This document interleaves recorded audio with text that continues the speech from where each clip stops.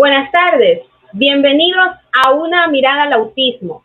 Les saluda Jessica Bedoya, miembro de la Fundación Sendero Azul, transmitiendo desde Guayaquil, Ecuador, por el canal RDP TV Digital.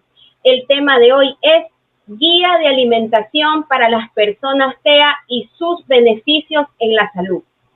Les recordamos que este programa llega a ustedes gracias a la Fundación El Baúl de Pinocho de Ecuador. Este programa está siendo transmitido en vivo por www.youtube.com/RBP TV Digital.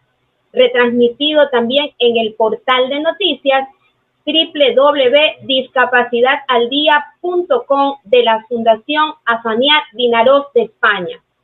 El acto de alimentarse es una conducta humana complicada. La habilidad de alimentarse de una persona depende de su estado de desarrollo.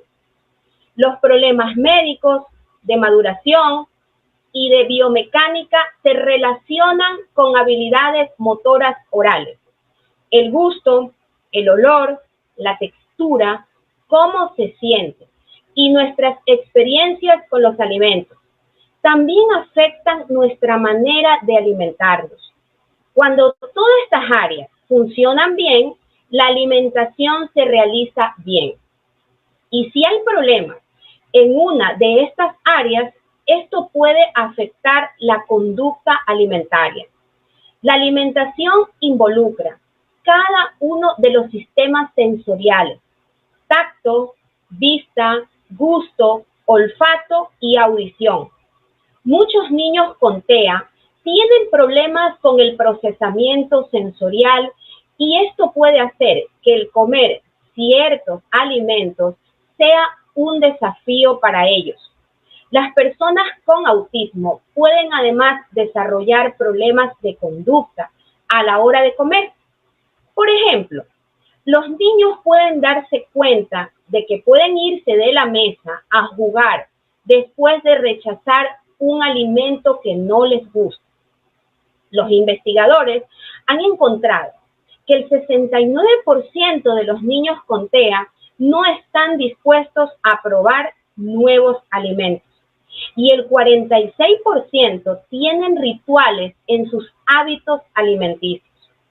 Los problemas alimentarios en cualquier niño pueden ser estresantes, tanto para el niño como para los padres, ya que los niños necesitan las calorías y nutrientes adecuados para mantener buena salud y patrones de crecimiento apropiados. La angustia de los padres preocupados porque su hijo o hija tenga una correcta nutrición, junto con la situación de verse todos los días inmersos en una batalla por lograr que coma correctamente, crea un desgaste psicológico y físico a las familias que es necesario paliar. Velar por una correcta nutrición y hábitos alimentarios del niño para asegurar su bienestar es el objetivo de todos. Una alimentación saludable en la etapa infantil es la base para generar la energía que necesita el niño para afrontar el día a día y poder participar en las diversas actividades estimulatorias y de aprendizaje que el entorno le ofrece tan necesarias para su correcto desarrollo intelectual y físico. Comer adecuadamente y además hacerlo de una manera agradable, sin forcejeos ni malestar, es una necesidad de todas las personas para lograr bienestar. Y es por esto que hemos invitado a la doctora Leida Argüello Infante, graduada de médico en la Universidad de Guayaquil. Tiene una maestría en nutrición de la Universidad de Guayaquil. Es miembro de la Asociación Ecuatoriana de Profesionales de la Nutrición y Alimentación, miembro de la Asociación Ecuatoriana de Médicos Expertos en Medicina Integrativa. Tiene estudios en nutrigenética y nutrigenómica en el Instituto de Nutrigenómica, España. estudios de productos naturales y fitofármacos de interés agrícola y farmacológico en la Escuela Politécnica del Litoral. Estudios en microscópica celular, Escuela Alemana. Un diplomado en medicina funcional y naturopatía de la Fundación Universitaria de Ciencias de la Salud SUB en Colombia. Y es médico tratante de la Unidad Médica Integrada Guayaquil, Ecuador. Bienvenida, doctora Leida, al programa Una Mirada al Autismo. Gracias por estar aquí. Un gusto, de verdad, compartir con ustedes una linda mañana, un lindo día para todos. Es un gusto traer, pues, información que es muy valiosa, información que muchas veces necesitamos para dar ese soporte, ese apoyo, buscar ese equilibrio, pues, ¿no? Si no, estamos hablando de salud, y la salud no es más que encontrar ese equilibrio. Muchos de nuestros pacientes, el tema específicamente al que nos vamos a referir es al TEA, pues, ¿no? Son estos trastornos del espectro autista que, pues, en los padres, en los niños, como usted ya lo mencionó, traen mucha preocupación porque el niño tiene hábitos inusuales, su comportamiento con respecto a su alimentación también es un poco difícil, ¿no? Y aparte de eso, el incorporar ciertos alimentos también le cuesta a los padres, pues, ¿no? Debemos de partir por la individualidad. Somos individuos y, por lo tanto, en el momento en que hacemos una observación de todas estas situaciones, debemos hacerlo desde ese punto de vista, ¿sí? Voy a compartir mi presentación.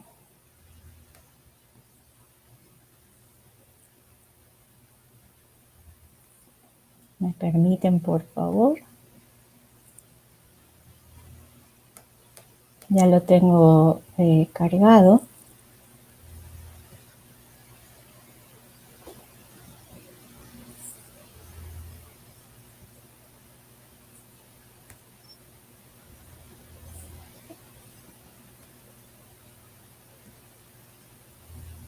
Ok, muchas gracias.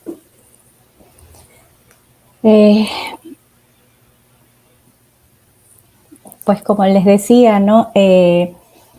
Nosotros tenemos esta definición con respecto al TEA, que ya está dada desde los años 1943 por el doctor Leo Kanner.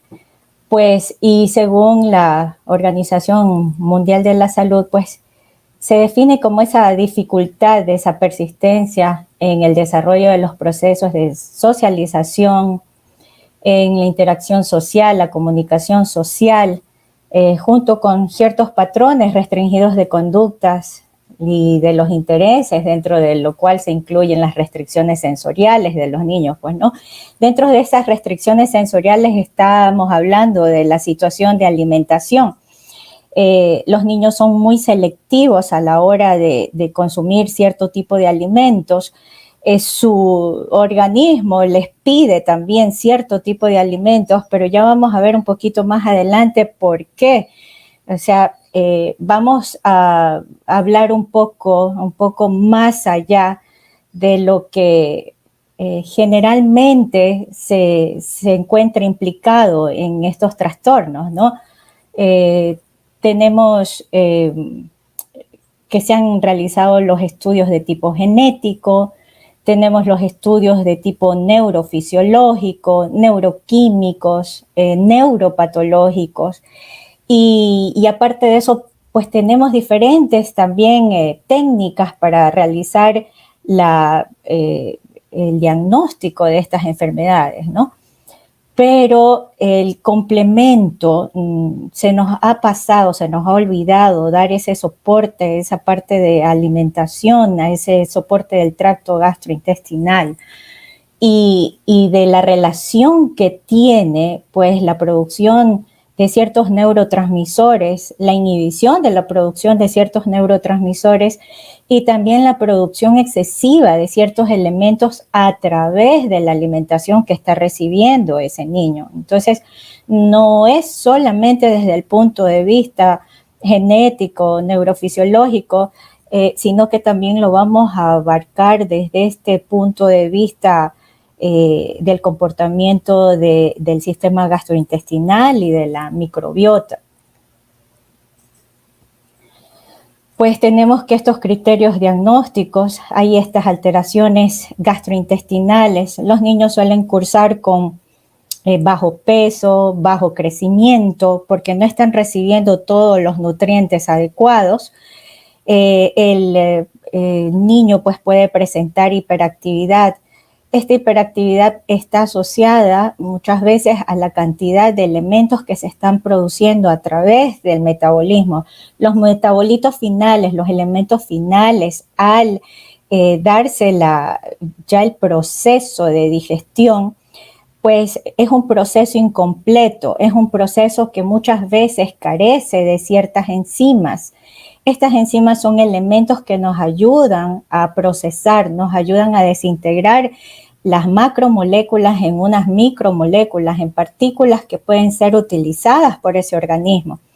Pero al no existir estas enzimas específicas para determinados alimentos, para determinadas moléculas, pues estas moléculas quedan como elementos de acumulación, elementos de fermentación, elementos de acidificación, y se pueden transformar también en neurotóxicos. Y es por ende, pues, que se van a producir ciertas reacciones como, por ejemplo, la hiperactividad o el hecho en sí de que hayan ciertas sustancias circulando, ya que se transforman en elementos muy similares a sustancias que deprimen el sistema nervioso central o que lo estimulan, pues en ese caso se puede producir tanto una alteración en la interacción social.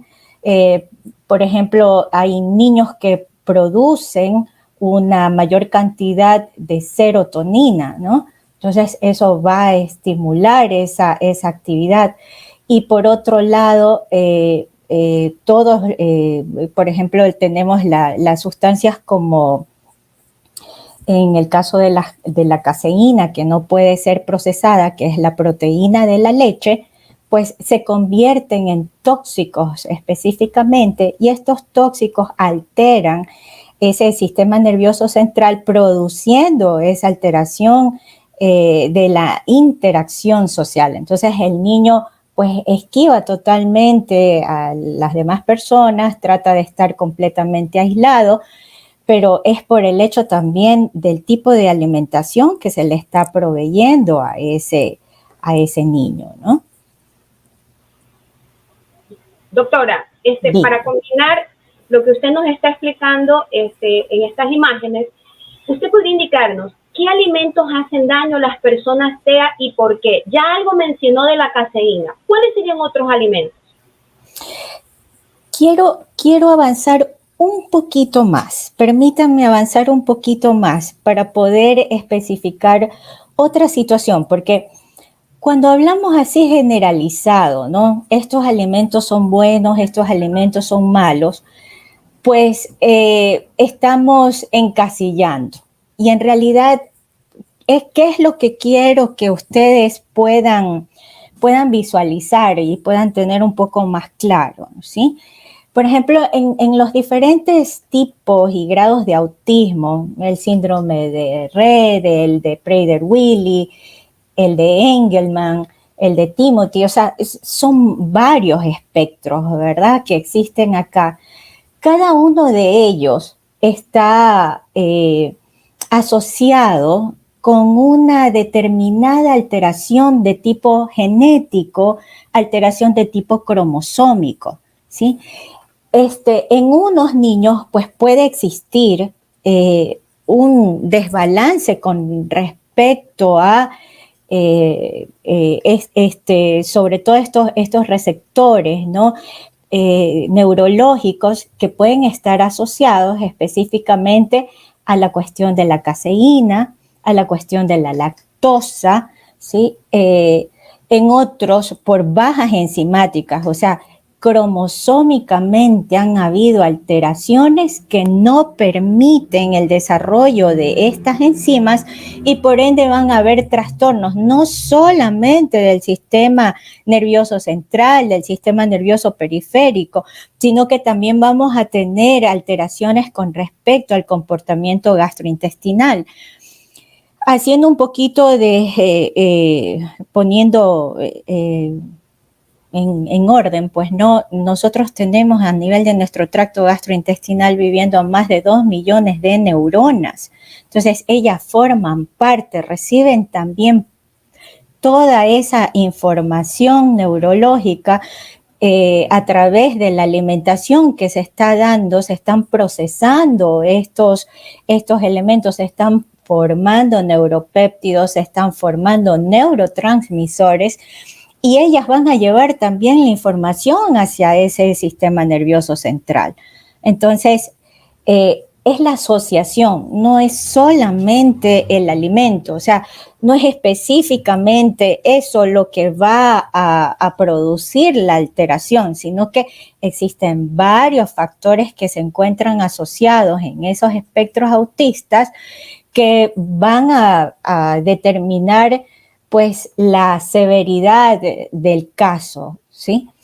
Entonces,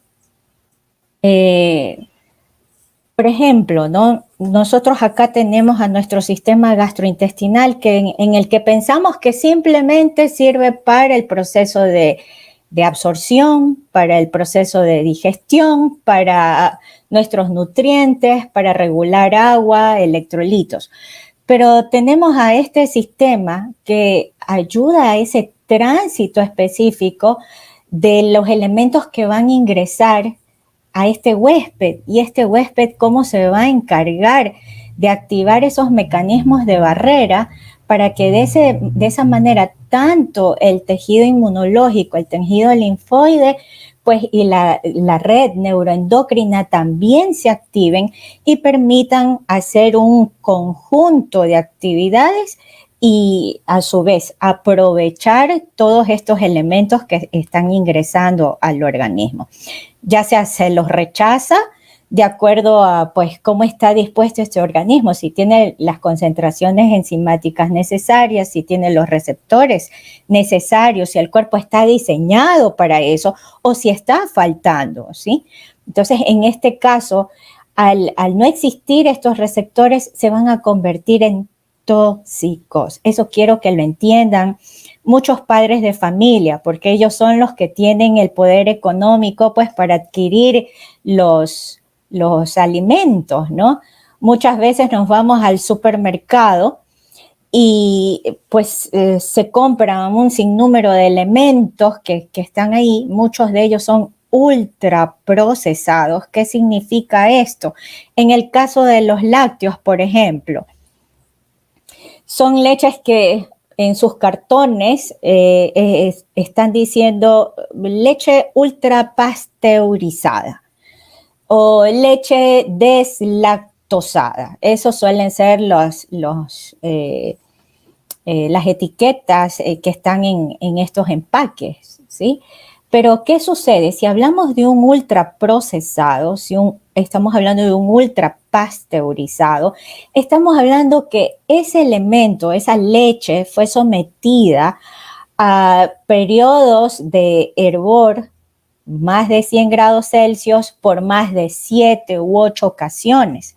Si hablamos de estos procesos, se destruyeron completamente los nutrientes de ese elemento, se desnaturalizaron.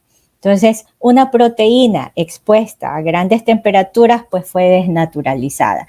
Al ser desnaturalizada, ya estos elementos se convirtieron en cenizas. Entonces, y ya en sí, no es la caseína, no es la lactosa, es la presencia de las cenizas que va a producir en ese tracto gastrointestinal un desbalance del pH del ácido clorhídrico. Estamos hablando que ya ahí se va a producir una hipoclorhidria.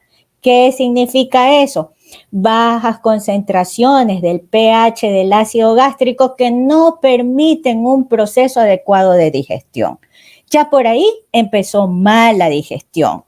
Entonces, son esos pequeños, grandes detalles que cuentan en el proceso de alimentación, en el proceso de nutrición, en el proceso de síntesis, en el proceso de absorción. Entonces, nos enseñan, ¿no? Habitualmente, la leche tiene calcio, pues es una proteína de alta calidad.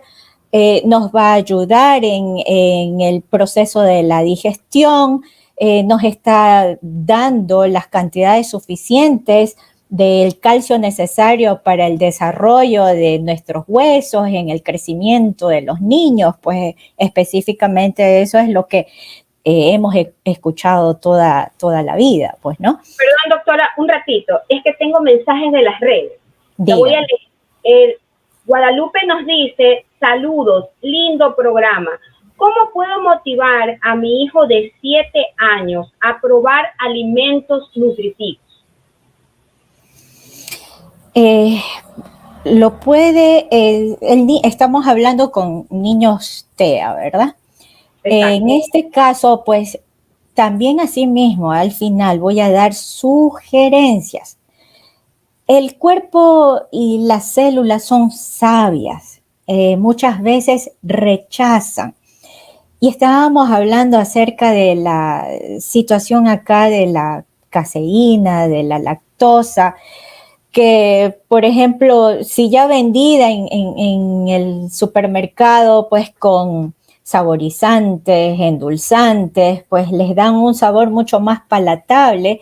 Y aparte de eso, si en estos niños se encuentra un desajuste en la microbiota intestinal, porque estos padres lo que están haciendo es dando azúcares refinados, estamos hablando del pan, de los ultraprocesados, dándole cantidades de azúcares, golosinas, chocolates, o sea, dulces, endulzantes, sucralosa, sacarosa, o sea, tenemos para hablar de un sinnúmero de sustancias que son palatables, sí, gustosas, pero el detalle es que al final del proceso, al final del metabolismo, pues se transforman en sustancias tóxicas, en químicos tóxicos que por una parte se adosan hacia la corteza cerebral, se adosan en las paredes de los vasos sanguíneos,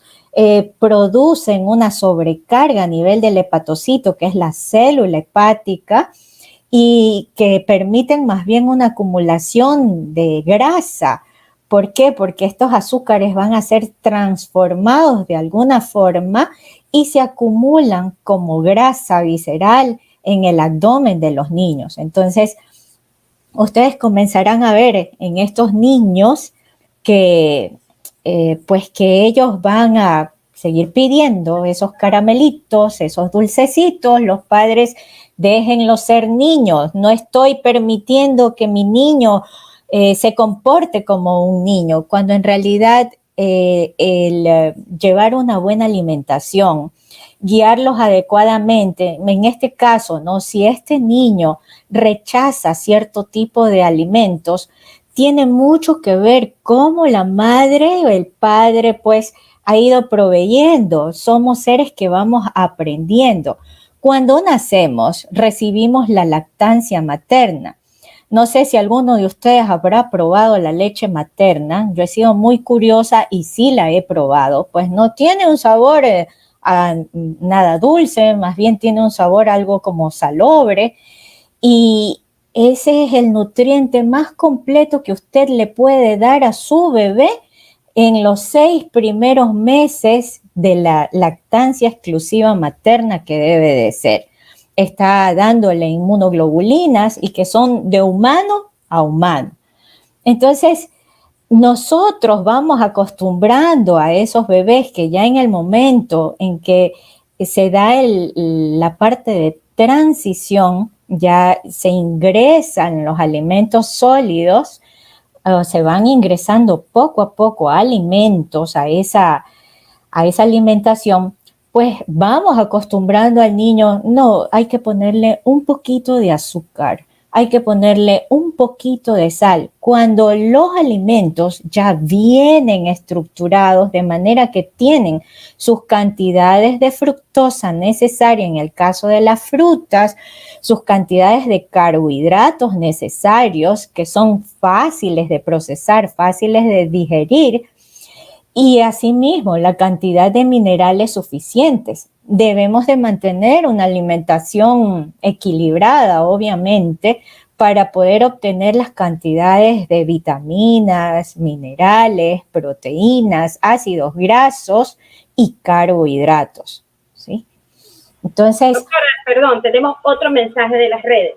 La señora Daisy Macías nos dice, saludos desde Puerto Viejo, tema muy importante sobre la guía de alimentación a las personas con TEA. Doctora, hace un momento usted mencionó esto de los caramelos. Le tengo una pregunta. ¿El azúcar es bueno para los chicos? Si no, ¿cómo reemplazarlo? Tenemos el azúcar que proviene de la caña de azúcar, ¿no? Usted la pudiese utilizar, es más, hasta para preparar un suero oral casero, usted puede utilizar un par de cucharadas de azúcar, puede utilizar una cucharada de sal y un cuarto de cucharadita de bicarbonato. Con eso usted está preparando en 1 litro de agua un suero oral casero. O sea, nuestros requerimientos con respecto a carbohidratos, sí. El detalle es el abuso. Yo no estoy diciendo no rotundamente, ¿sí? Se puede utilizar. A lo que sí le digo no rotundamente son a los endulzantes. La sucralasa, la sacarosa, el sulfasamide, que son sustancias que son utilizadas como endulzantes, ¿sí? Entonces, a ese tipo de sustancias nosotros no tenemos receptores. Al no tener estos receptores se van a quedar igual, se van a eliminar una parte y otra se va a quedar como elementos de acumulación. Pero por otra parte, el azúcar, si el niño realiza su actividad física, lo mejor sería no darla. O sea, si no ya está dando su alimento con las cantidades necesarias de su fructosa, ya su pera, su manzana, la uva, el kiwi, ya tienen sus cantidades de fructosa necesarias. No necesita agregarle más. Ahora, la gente, pues asimismo, tu bebida, quieren hacerlo con un jugo, ¿no? Durante el almuerzo, ingresas el jugo al almuerzo. Pero ¿qué sucede? Estás ingresando mayor cantidad de fructosa de lo necesario. Necesitabas simplemente una naranja, comerte una naranja, comerte los ollejos de la naranja. Pero resulta que pones el jugo en la mesa, ya no es una naranja la que te estás consumiendo. Te estás consumiendo, ya son 10, 12 naranjas para 1 litro de jugo. Y aparte de eso, se le está agregando azúcar. Entonces es una sobrecarga que se le está dando al hígado. Las horas que recomiendo a mis pacientes el consumo de las frutas, que sea media mañana, que no hagan en estos niños TEA, es mejor no hacer una combinación de frutas. ¿Por qué? Hablábamos al principio, no tienen receptores celulares suficientes, no hay enzimas suficientes.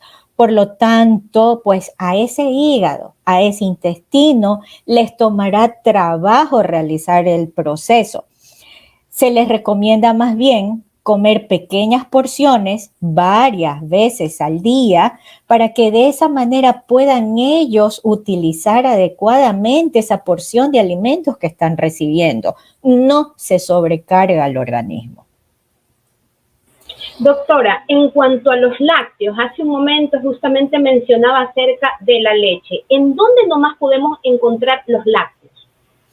Tenemos el queso, el yogur, tenemos pues la leche como tal, esas leches saborizadas también que los vamos a encontrar, que ya sean con chocolate, frutillas y un sinnúmero de sabores. Por eso les digo, el comercio los hace palatables, los hace muy llamativos a la parte visual. Pero eso no significa, o el hecho de que en una etiqueta diga está potenciada con calcio, con vitamina D3, está potenciada con zinc, con selenio. Estábamos hablando hace un momento que para tener esos empaques exhibidos en el supermercado, pues que muchas veces duran hasta 3 meses, 6 meses, no específicamente ahí tienen una fecha de expiración, pero si hablamos de la leche como tal, un lácteo en la nevera a duras penas le dura 72 horas, 48, 72 horas. Luego ya la leche comienza a desnaturalizarse, o sea, porque tiene sus enzimas naturales, porque tiene sus microorganismos naturales, porque está en su proceso natural que debe de darse, ¿no? Para ir desnaturalizándose, ¿sí? Entonces, pero estos lácteos también van a funcionar como en el caso de la caseína, esta parte de la proteína. Si el niño no tiene esas enzimas suficientes y no puede degradar esta proteína, pues se va a transformar en un caseíno opiáceo, ¿sí? Caseíno opiáceo. Y eso pues va a fomentar a que el niño tenga este comportamiento de más bien alejarse de la sociedad, de aislarse, más bien tiende pues a que el niño se comporte de esa manera. Entonces, son los padres los que están incentivando a que el comportamiento del niño sea más severo, o a su vez se ayude a este niño quitando, restringiendo este tipo de sustancias que no favorecen absolutamente para nada. Van a decir, doctora, pero le estamos quitando la dosis de calcio que a lo mejor pudiese estar recibiendo. En realidad no es así, porque si está ingresando ese elemento como un tóxico, en ningún momento se va a transformar en un nutriente. Al contrario, va a ir produciendo un efecto inflamatorio sobre esas células, esas cilias intestinales. Cada cilia tiene sus células y estas células tienen que estar siempre juntas. Es un elemento del tracto gastrointestinal que permite la síntesis de las sustancias. Pero en el momento en que se está ejerciendo un estrés sobre estas células, ¿qué es lo que va a suceder? Va a haber una separación, va a haber, pues, en este caso, una filtración, porque el espacio entre célula y célula es un espacio virtual, mientras que al existir una alteración sobre estas células, pues va a haber una separación y este espacio virtual se convierte en un espacio real, permitiendo que se filtre directamente todos estos tóxicos y produciendo un estrés inmediato sobre el sistema inmunológico. Activándose en este caso las alarmas de defensa del sistema inmunológico y produciendo una hiperreacción. Esas hiperreacciones, ¿cómo las podemos determinar? Pues a través de la piel, en los niños directamente en el tracto gastrointestinal, distensión abdominal, gases, puede haber eructos, alteraciones con respecto a la evacuación. El niño pues debe de realizar sus deposiciones. Si existe un buen reflejo gastrocólico, que come y debería de ir al baño. Eso es lo que debería de suceder, ¿no? Pero en el caso de que si no está existiendo esto por falta de el estímulo o la falta de sustancias, porque para que ese intestino se mueva, en el momento en que está recibiendo estrés, recibiendo impacto de las sustancias que están causando inflamación, lo que se va a tener es un intestino paralizado. Entonces, ¿cómo va a realizar el niño su acto de evacuación si ese intestino está sumamente inflamado? Seguimos ingresando más sustancias que el niño no puede procesar por la falta enzimática o por dificultad que tiene para poder desdoblar estas macromoléculas. Entonces, este intestino seguirá sufriendo el estrés inflamatorio y el sistema inmunológico seguirá sobreactuando. Habrá en ese momento una hiperreacción, linfocitos T, linfocitos B, citoquinas proinflamatorias, inflamatorias, o sea, es una cascada de inflamación que en ese momento se va a activar y con justa razón, porque el organismo está tratando de advertirnos, de decirnos, aquí está pasando algo, hay que corregirlo. Pero si los padres insisten en seguir alimentando a sus niños de esa manera, manteniendo ese estrés de ese tracto gastrointestinal, pues no van a ver ningún tipo de mejoría.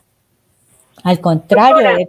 Perdón, es que tengo otras preguntas de las redes, pero antes le recordamos que este programa llega a ustedes gracias a la Fundación Baúl de Pinocho de Ecuador y está siendo transmitido por el www.youtube.com/RBP Digital. Retransmitido también en el portal de noticias www.discapacidadaldia.com de la Fundación Afaniat Vinaroz de España. Bueno, las preguntas de las redes son, Claudia nos dice, ¿los metales pesados están en las comidas? ¿Son buenos o malos? También podemos encontrar metales pesados, sí, en ciertos alimentos. Ahora con la industrialización, pues se utilizan mucho las cuestiones de pesticidas, se utilizan también para los envases, cuestiones de aluminio, estos envases Tetra Pak. Entonces, son elementos que se están utilizando para la conservación, para la preservación y para en su debido momento, pues también asimismo eliminar otros tóxicos, pero que al final de cuentas se transforman en tóxicos para el organismo. Estos metales pesados sí van a actuar a sí mismo, ingresan a nuestro tracto gastrointestinal, los receptores celulares los van a captar y de inmediato sistema inmunológico, o sea, nuestro sistema linfoide, nuestro sistema inmunológico estará presto siempre para la reacción. Entonces, vamos a encontrar pues que este tracto gastrointestinal sí va a realizar pues su reconocimiento, se va a defender a su manera y al estar presente estos elementos que se van a dosar, los metales pesados generalmente van a buscar tejido adiposo, tejido graso.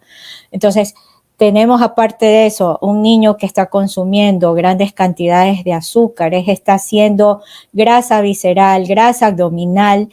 En estos niños se van a acumular mucho más este tipo de sustancias, estos metales pesados. Entonces, su grasa visceral, su grasa abdominal de alguna manera lo protege, pero igual es un elemento que permite la liberación lenta. Y en estos niños que son tan susceptibles, porque sus alteraciones pues van a estar mediadas por estos neurotransmisores que por cantidades mínimas o por la entrada de ciertas otras sustancias, pues inmediatamente los van a a desequilibrar, ¿no? Entonces, tanto en su comportamiento.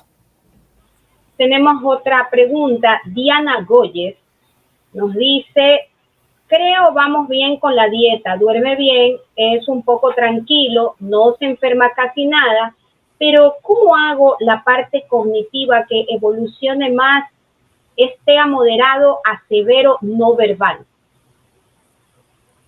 Ok. Con respecto a lo que les estaba hablando, ¿no? Hay que identificar, sí sería bueno, en mis pacientes acostumbro a hacerles test de intolerancias alimenticias, ¿sí? En estos pacientes, pues, como les decía, hay la falta de enzimas, hay la producción mayor de ciertas inmunoglobulinas, hay hiperreacción del sistema inmunológico, una hiperreacción del sistema linfoide. Y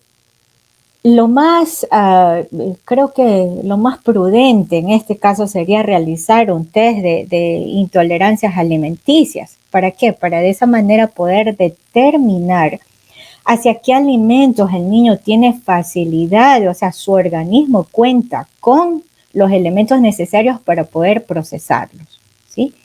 Entonces, puede ser un alimento muy noble, muy rico en nutrientes, muy rico en antioxidantes, rico en vitaminas, pero resulta que si el niño no tiene las enzimas suficientes para poder degradarlo, este alimento se va a quedar como un elemento de fermentación y de acumulación. Lo que va a producir es un efecto inflamatorio sobre este intestino, ¿no?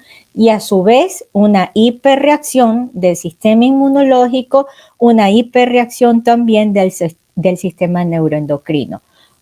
Bloqueo de alguna síntesis de sustancias, bloqueo de síntesis de ciertos neurotransmisores o la hiperexpresión en otros casos, por ejemplo, si se le está dando, digamos, chocolate, han conseguido un chocolate puro, de alta calidad, un chocolate orgánico, pero resulta que para estos niños que tienen una hiperproducción de serotonina, si usted le está dando chocolate, pues está sobreestimulando esta parte. Entonces, la producción de esta serotonina va a producir mayor toxicidad en este caso.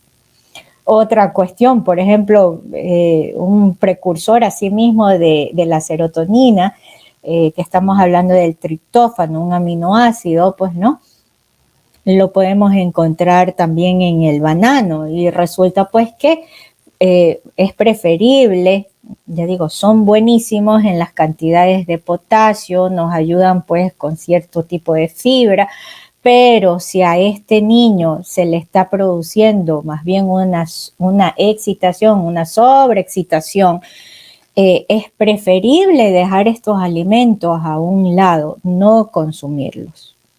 Y con respecto a otros tipos de alimentos que para los que no tienen enzimas, no necesario porque sean los que van a sobreexcitar directamente el sistema nervioso central, sino a la alteración de algún tipo de neurotransmisor, sino que estamos hablando de que no tiene enzimas suficientes, se va a convertir en un elemento de fermentación, en un elemento tóxico que va a inflamar este tracto gastrointestinal.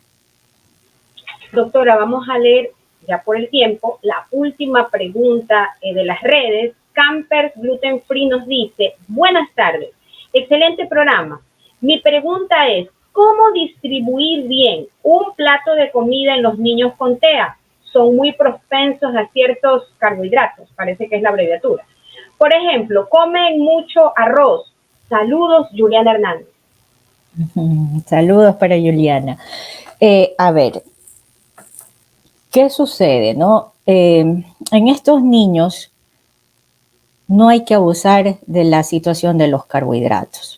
Como les decía, es preferible, somos individuos. Puede que el arroz sea un carbohidrato que se le pudiese dar, puede ser, pero ahora con tantos pesticidas, asimismo, debemos de guardar ciertas normas, ciertas reglas, hasta para la preparación de este arroz, ¿sí? En este caso, se debe de lavar varias veces, se lo pone a cocción, se elimina esa agua y luego, pues, este arroz es nuevamente puesto a cocer. Pero hay ciertos elementos para los niños con TEA que es preferible más bien eliminarlos y este arroz, este tipo de cereal, más bien va a producir un efecto de acumulación de tóxicos. Entonces, no es tan sencillo decir cuál va a ser el plato adecuado para el niño TEA, ¿no? Somos individuos, no tenemos nuestro tracto gastrointestinal, nuestra microbiota intestinal es única en cada uno de nosotros, así como nuestra huella digital. Así pues como tenemos la disposición de nuestro iris, exactamente nuestra microbiota es única, somos individuos y lo que funciona para uno no necesariamente va a funcionar para otro. En unos le podrá ir muy bien el aceite de coco, en otros le irá muy bien el aceite de oliva, en otros no habrá tolerancia pues para algún tipo de estos aceites y necesitamos utilizar más bien una manteca de cerdo. Entonces hay que determinar de una manera mucho más específica si queremos mejorar la calidad de vida de ese niño, ¿no? Entonces cada uno, o sea, por ejemplo, para esta parte cognitiva, mejorar la calidad de ácidos grasos, pero asimismo determinar qué ácidos grasos son los más adecuados para ese organismo. Entonces, porque son tantos los alimentos, ¿no? Muchos tienen sus bondades, pero no necesariamente para unos va a ser exactamente igual que para otros. Doctora, bueno, este tema es bastante interesante y extenso. Quiero invitarla a realizar una segunda parte, pero antes de irnos, quisiera que nos ayude con unas recomendaciones breves de todo lo que hemos hablado hoy. Perfecto. Si me ponen acá las diapositivas, quiero ver las últimas. Y esto es lo que básicamente, antes de decir qué es lo que deben de consumir, yo preferiría decir qué es lo que hay que evitar, ¿sí? Más que el llevar a consumir es evitar consumir. En estos niños TEA es preferible evitar los productos lácteos, la margarina, el yogur, el queso, la leche, los alimentos que contengan gluten, el pan, los fideos de trigo, de cebada, de centeno, de avena, los alimentos con colorantes artificiales, con preservantes, los embutidos, los endulzantes, sucralasa, acesulfano, el aspartame, los alimentos que son ahumados, los alimentos cocidos al carbón, que también asimismo en uno de los últimos estudios se ha determinado que la microbiota produce cierto tipo de cresoles, pero es de acuerdo a la alimentación que se le está dando a ese niño. Entonces, evitar ese tipo de alimentos, ¿no? Cocidos al carbón. Hay que disminuir el consumo de azúcares. Ya hablamos acerca de esta situación de la fructosa, hablamos del consumo del azúcar. Ya las frutas ya tienen sus cantidades de fructosa necesarias, no necesitamos agregar más. No se necesita dar esa sobrecarga al hígado. Pues hablábamos también acerca de los alimentos que van a producir una estimulación con respecto a la serotonina. Estos alimentos que contienen el aminoácido, el triptófano, como el caso de la banana, el chocolate, contienen pues este triptófano, que es un precursor de la serotonina. Entonces, resumiríamos más bien el asunto es en dar un soporte a este niño buscando a través de un test de intolerancias alimenticias qué alimentos son los más adecuados para ese organismo, cómo los va a procesar él de mejor forma, ¿no? Y observar, la mejor forma también de poder hacer es la observación. ¿Usted qué es lo que va a poder observar? Que se le hincha la barriguita al niño, que se llena de gases, que está ganando fácilmente grasa visceral, que no crece, que no sube de peso probablemente. Entonces son factores que uno debe observar y esos están relacionados con el tipo de alimentación que el niño está recibiendo. Entonces, esa sería mi mayor recomendación con respecto, pues, ¿no? a estos niños TEA, y ya digo, y hay muchísimas cosas más por hablar, o sea, hablamos de esa microbiota, de ese tracto gastrointestinal, de cómo estos alimentos son procesados, de la bondad de muchos de ellos y de cómo ellos se pueden también comportar en los niños que tienen estas alteraciones cromosómicas, deficientes enzimáticas, con alteraciones de neurotransmisores y un sinnúmero de situaciones más. Así es, doctora, hay muchos temas pendientes porque sabemos que incluso hay muchos alimentos que influyen sobre las conductas de los chicos. Bueno, doctora, este tema, como le indiqué, es tan importante y quedamos para un segundo programa. Le agradezco por haber compartido con nosotros esta información tan valiosa y también por habernos acompañado el día de hoy en nuestro programa. Recuerde que para ver más de nuestros programas lo pueden hacer a través de nuestras redes sociales.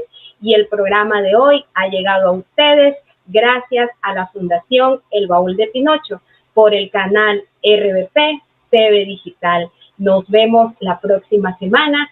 Esto fue Una mirada al autismo con Fundación Sendero Azul. Gracias.